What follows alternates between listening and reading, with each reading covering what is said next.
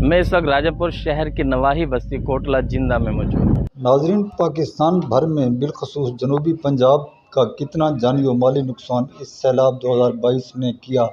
कितनी बस्तियां उजड़ गईं, कितने बच्चे यतीम हुए, कितने औरतों के सुहाग उजड़ गए, कितनी माओं की गोद वैरान हुई और कितने बेसहारा लोग भूख व अफलास की वजह से ज़िंदगी और मौत की बीच में पिस रहे हैं।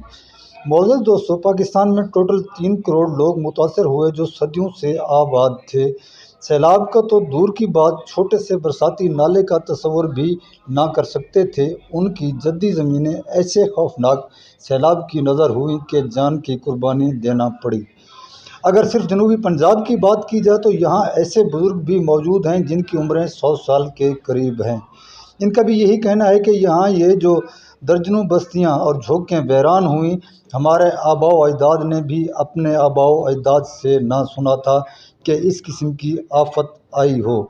डीजी खान, तौसा और जामपुर की दर्जनों बस्तियाँ इंतहाई कर्ब से गुजरीं। हमारी सकाफत का हिस्सा है मुसीबत की इस घड़ी में एक दूसरे के काम आएँ।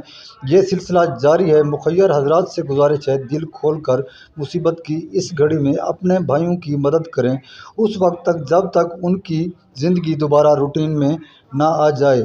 अल्लाह ताला हम सब को मुसीबत की इस घड़ी में बढ़ चढ़ कर हिस्सा लेने की तौफीक अता फरमाए।